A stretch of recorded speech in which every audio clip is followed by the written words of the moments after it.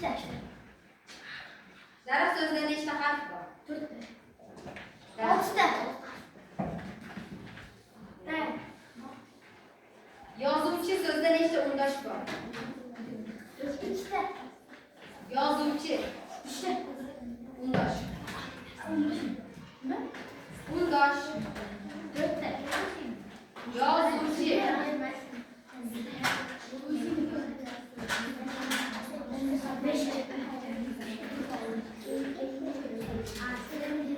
Bahor so'zida nechta o'nlik bor? Yuring. Uy so'zida nechta o'nlik bor? Bitta.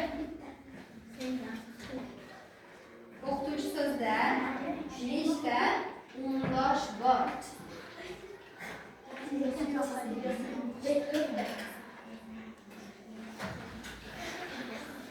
Test so'zining zid ma'nosi